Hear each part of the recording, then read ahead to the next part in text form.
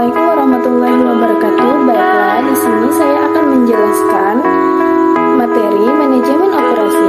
Perkembangan dunia saat ini semakin pesat, terutama dalam bidang industri. Hal ini berdampak pada persaingan yang semakin ketat antar industri atau perusahaan yang ada. Berbagai upaya dilakukan untuk menjadi industri atau perusahaan yang terbaik. Manajemen operasi diperlukan untuk menciptakan sesuatu yang baru dan perubahan atau inovasi produk agar menjadi lebih baik. Dalam dunia usaha, manajemen operasi sangat diperlukan untuk menciptakan sesuatu yang baru dan perubahan atau inovasi produk untuk menjadi lebih baik lagi. Seiring perkembangan industri yang semakin maju, perusahaan dituntut memberikan kualitas yang terbaik terhadap produk ataupun jasa yang dihasilkan. Manajemen operasi berkaitan dengan produksi barang dan jasa. Setiap hari masyarakat selalu menjumpai serangkaian barang atau jasa yang berupa. Semuanya itu diproduksi di bawah pengawasan manajer operasi. Kewenangan manajer operasi sangat penting dipelajari untuk meningkatkan pemahaman dan memudahkan penerapannya dalam berbagai organisasi atau perusahaan. Manajemen operasi atau pengelolaan operasional merupakan tonggak utama dari perkembangan bisnis atau industri secara umum. Kegiatan tersebut mencakup pengubahan rangkaian input dasar seperti pengubahan input bahan baku, energi, kebutuhan konsumen, dan informasi. Oleh karena itu, calon pengusaha yang baru membangun atau memasuki dunia bisnis perlu memahami konsep dan pengertian manajemen operasi. Menurut buku Manajemen Operasi karya Edi Herjanto, manajemen mengandung unsur adanya kegiatan yang dilakukan dengan mengkoordinasikan berbagai kegiatan dan sumber daya untuk mencapai satu tujuan tertentu. Manajemen operasi adalah suatu proses yang secara berkesinambungan dan efektif menggunakan fungsi-fungsi manajemen untuk mengintegrasikan berbagai sumber daya secara efisien dalam rangka mencapai tujuan. Adapun unsur-unsur pokok definisi manajemen operasi adalah 1. Kontinu. Berarti manajemen operasi bukan suatu kegiatan yang berdiri sendiri. Yang kedua, efektif. Berarti segala pekerjaan harus dapat dilakukan secara tepat dan sebaik-baiknya, serta mencapai hasil sesuai dengan yang diharapkan. 3. Efisien. Dalam manajemen operasi juga dituntut untuk mempunyai kemampuan bekerja dengan efisien untuk dapat mengoptimalkan penggunaan sumber daya dan memperkecil limbah. Yang keempat, tujuan. Kegiatan manajemen operasi harus memiliki tujuan seperti menghasilkan suatu produk sesuai dengan yang direncanakan. Schroeder dalam buku karangan Edi Harjanto tersebut memberikan penekanan terhadap definisi kegiatan operasi, yaitu A. Pengelolaan fungsi organisasi dalam menghasilkan barang dan jasa. Yang B.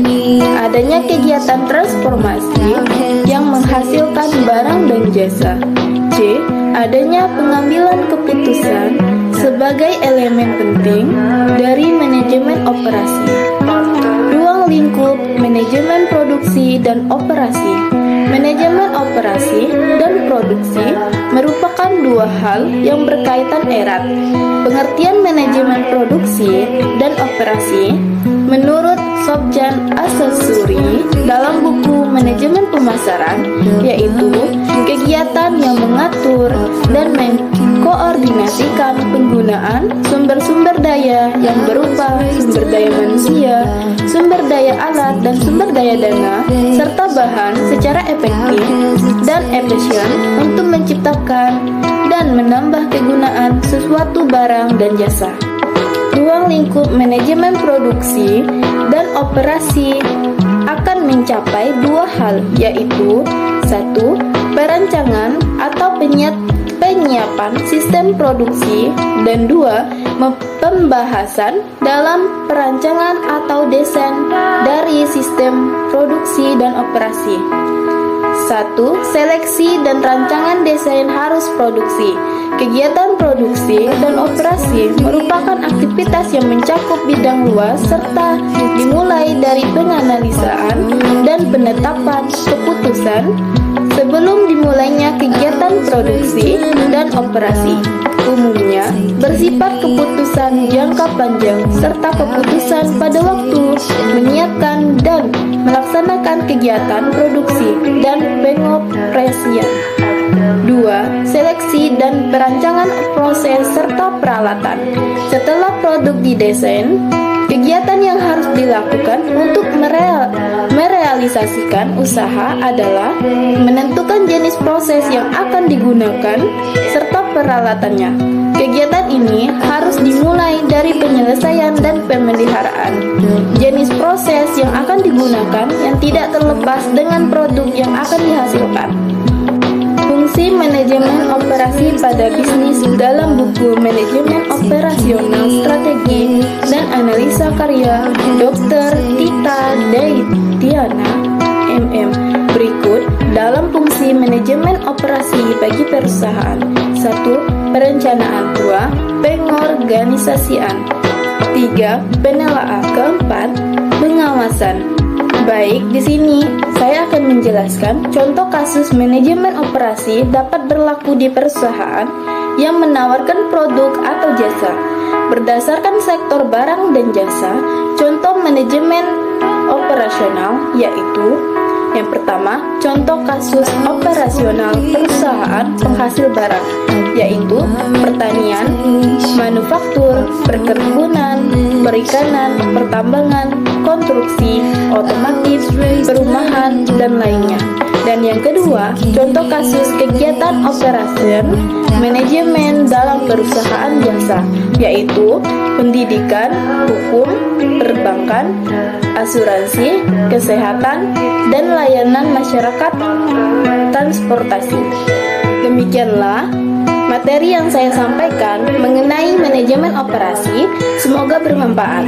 Saya akhiri. Wassalamualaikum warahmatullahi wabarakatuh.